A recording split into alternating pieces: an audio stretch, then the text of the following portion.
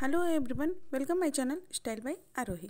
आज हम ये डिजाइनर फ्रंट ओपन कुर्ती बनाएंगे। ये बहुत ही स्टाइलिश बना है। ये कुर्ती हम साड़ी के रीयूज से बनाएंगे। इसको हमने बनाने के लिए ये इस टाइप की साड़ी लिया है। इसमें दोनों तरफ बॉर्डर है इस तरह से, और बीच में पूरा प्लेन है। तो चलिए बनाना स्टार्ट करते हैं। सबसे पहले हम फ्रंट पार्ट की कटिंग करेंगे। इसके लिए हम इस साड़ी को इस तरीके से फोल्ड करेंगे। दोनों बॉर्डर को एक तरफ करते हुए हमें जितनी टोटल लेंथ चाहिए उससे 1 इंच मार्जिन रखते हुए मार्किंग कर लेंगे। हमें ये 48 रेडी चाहिए, तो हमने 49 पे इस तरीके से मार्किंग किया है और फिर एक निशान लगाकर कटिंग कर लिया है। अभी हम फ्रंट पार्ट की कटिंग कर रहे हैं। तो जो हमने बॉर्डर फोल्ड किया हुआ है, तो हमें ये बॉर्डर को फ्रंट की तरफ रखना है। हम फ्रंट ओपन रखेंगे, तो हमारा जो किनारी वाला भाग है उसको छोड़ते हुए हम सबसे पहले शोल्डर का मेजरमेंट कर लेंगे। शोल्डर हमने रखा है 7 इंच और आर्म होल भी हमने रखा है 7 इंच, और इस तरीके से 7 इंच पे मार्किंग कर लेंगे। हम ये 36 इंच चेस्ट के लिए बना रहे हैं, तो हमने 11 इंच पे मार्किंग कर लिया है। 9 इंच चेस्ट का चौथाई भाग है, प्लस 2 इंच हमने इसमें सिलाई मार्जिन दिया है। आपके केस में जो भी आए आप उसको टेप पे इस तरीके से मार्क कर लीजिए टेप पे, और टेप को 4 फोल्ड कर लीजिए। जितना आता है उसमें 2 इंच सिलाई मार्जिन रख लीजिए। ये चेस्ट की माप हो जाएगी। तो हमने यहाँ पर 11 इंच पे मार्क कर लिया है, ये देखिए। और फिर हम फिटिंग के लिए भी एक मार्किंग कर लेंगे। हमें देखिए ये टोटल 48 इंच का चाहिए था। हमने 1 इंच प्लस करके कटिंग किया था। सिलाई मार्जिन 7 इंच पे हमने शोल्डर की मार्किंग की थी, और आर्म होल भी 7। चेस्ट हमने 36 का रखना है, तो 4 से डिवाइड करेंगे तो आया था 9 प्लस 2 इंच इसमें सिलाई मार्जिन। अब ऊपर से 14 इंच पे एक मार्किंग करेंगे वेस्ट के लिए, ये देखिए। और फिटिंग का यहाँ से एक मार्किंग कर लेंगे, और फिर 2 इंच सिलाई मार्जिन का दोनों मार्किंग को मिला देंगे, फिटिंग और सिलाई मार्जिन दोनों मार्किंग को। और ऊपर से फिर से टेप को रखेंगे।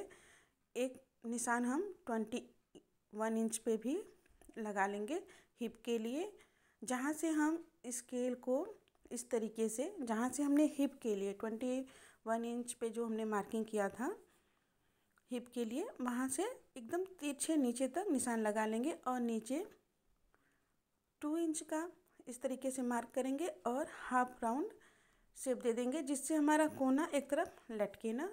और फिर 1 इंच पे इस तरीके से मार्क करेंगे और आर्म होल का शेप दे देंगे इस तरीके से। अभी हमने फ्रंट के लिए फ्रंट के लिए जो डिपनेस होती है आर्म होल में, अभी वो नहीं किया है, क्योंकि हमें इसी के अकॉर्डिंग फ्रंट पार्ट की भी कटिंग करनी है।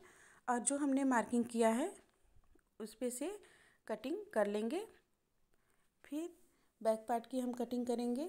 सेम जैसे हमने फोल्ड किया था उसी तरीके से फोल्ड करेंगे, लेकिन जो हमारा फोल्डिंग वाला पार्ट है उधर से ही हम कटिंग करेंगे, बॉर्डर की तरफ से नहीं करेंगे।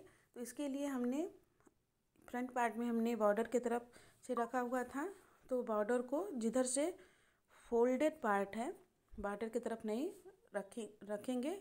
और सेम जैसे हमने फ्रंट पार्ट की कटिंग की थी कटिंग कर लेंगे। हमारे फ्रंट पार्ट के में 2 पीस हमें मिलेंगे, क्योंकि बीच से ओपन रहेगा, लेकिन बैक पार्ट पूरा एक ही रहेगा।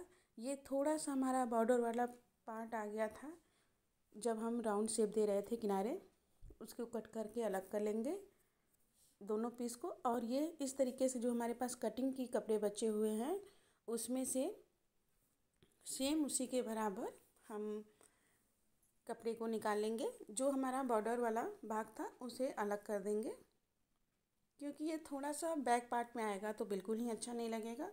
इसके लिए हमने इसे कट करके अलग कर लिया है। और वाइट वाले पार्ट में से सेम उससे थोड़ा सा बड़ा लेंगे, क्योंकि हम जब सिलाई करेंगे दोनों पार्ट को तो थोड़ा सा छोटा हो जाएगा, इसलिए हमने थोड़ा सा बड़ा लिया है।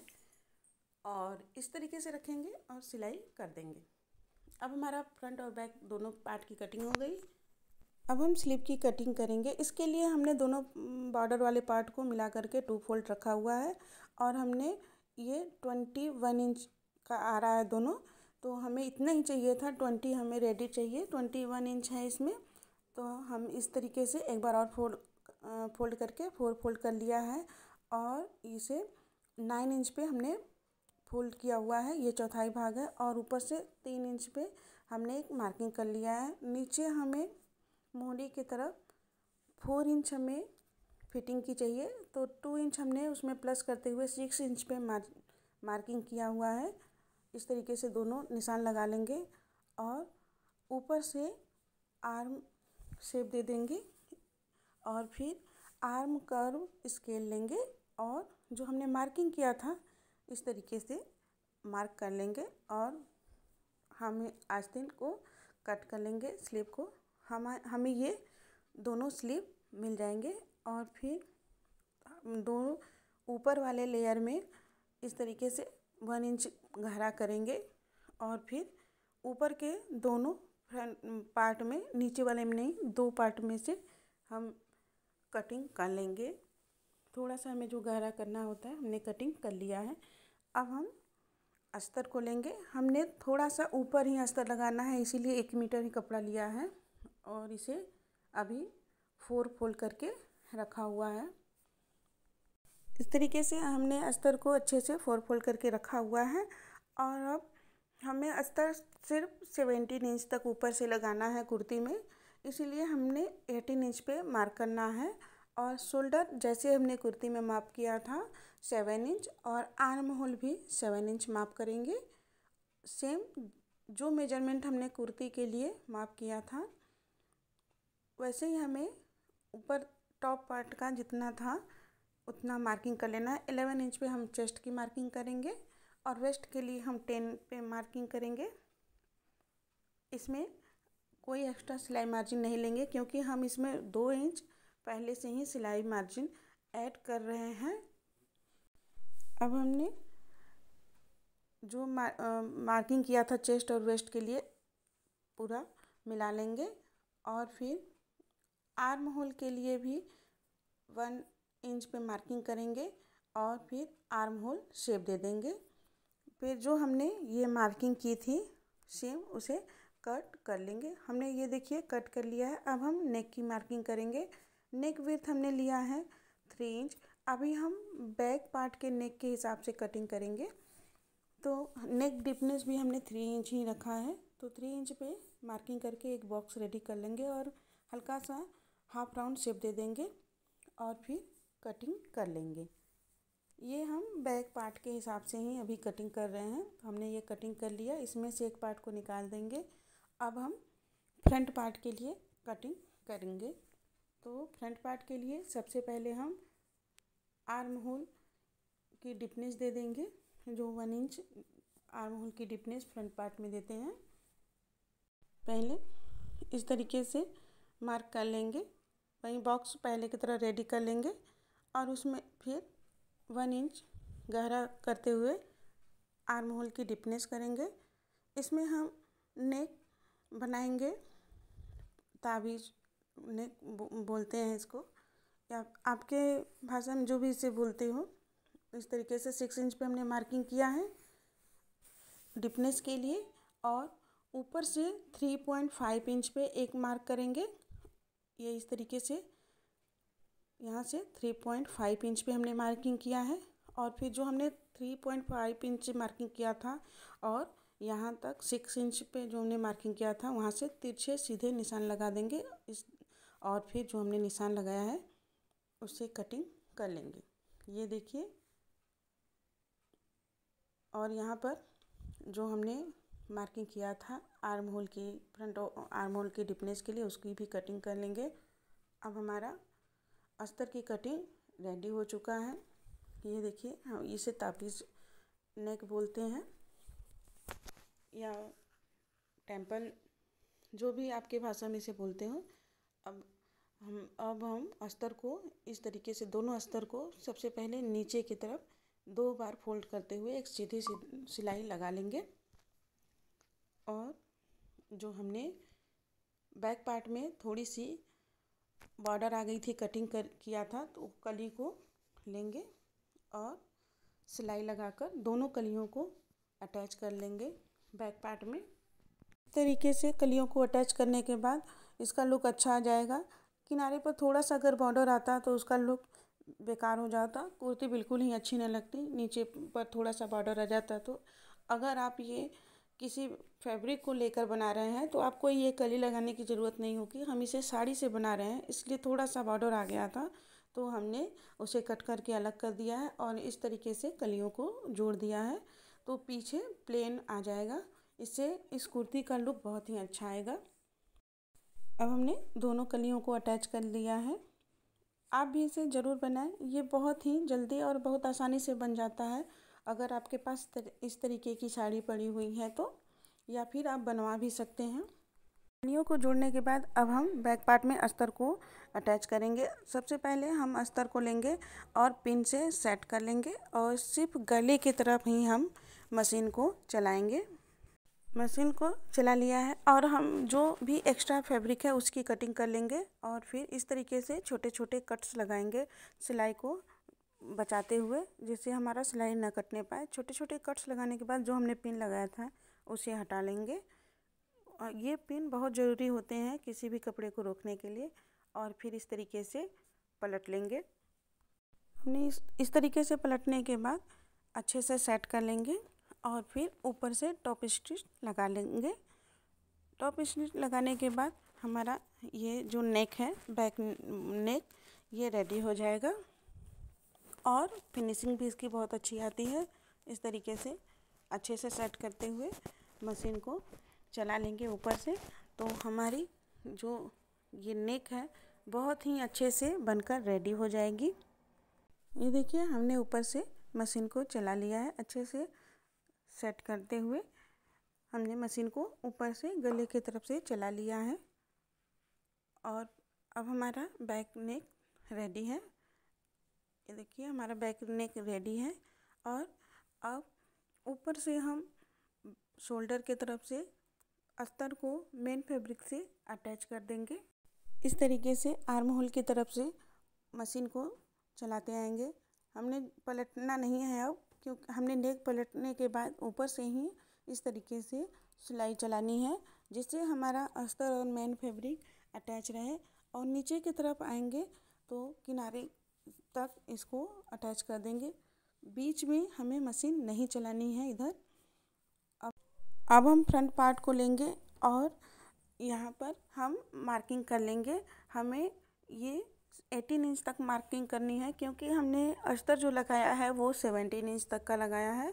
तो ये फ्रंट ओपन है, तो हमने जो किनारी वाला भाग है उसको सिलाई करते हुए 18 इंच तक बंद कर देना है। इस तरीके से एक सीधी सिलाई लगा देंगे, ऊपर से पक्का करते हुए आएंगे और 18 इंच पर पक्का करते हुए मशीन को रोक देंगे। मतलब हमें 18 इंच तक ऊपर से लेकर के मशीन को चलानी है और दोनों कपड़े को बंद कर देनी है। 18 इंच पर हमने मार्किंग किया हुआ है।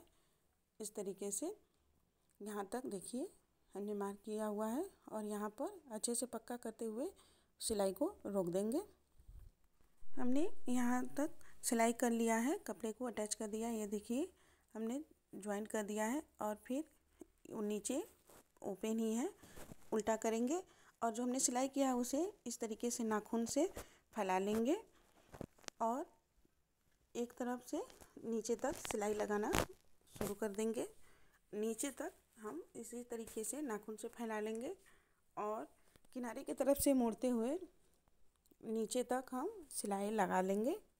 इस तरीके से हल्का हल्का मोड़ते हुए नीचे तक हम आएंगे और सिलाई लगा लेंगे। नाखून से फैला लेंगे और अच्छे से मोड़ते हुए एक तरफ से सिलाई लगाते हुए नीचे तक चले आएंगे।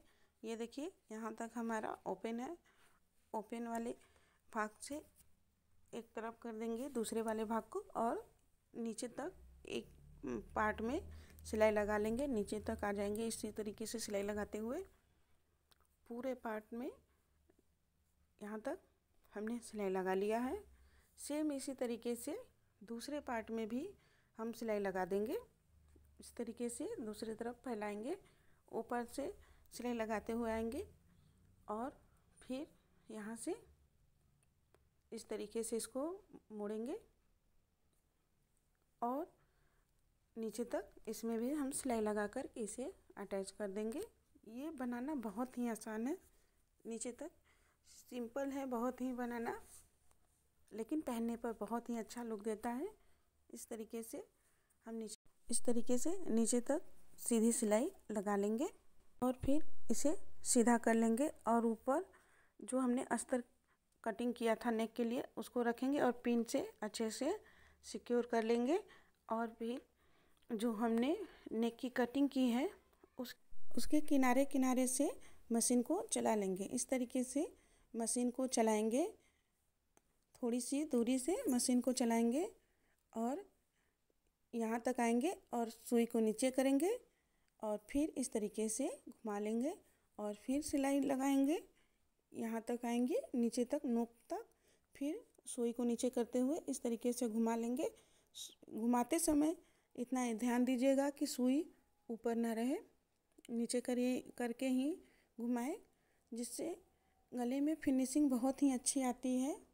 और ये देखिए हमने मशीन को चला लिया है और फिर बीच से जो एक्स्ट्रा फैब्रिक है उसकी कटिंग कर देंगे। इस तरीके से बनाने में नेक बहुत ही फिनिशिंग के साथ बन जाती है और बड़ी आसानी के साथ बन जाती है। अगर आप बिगनर हैं तो भी बना सकते हैं। और फिर जो यहाँ पर जो नोक है उस पर इस तरीके से हल्के हल्के कट्स लगा लेंगे।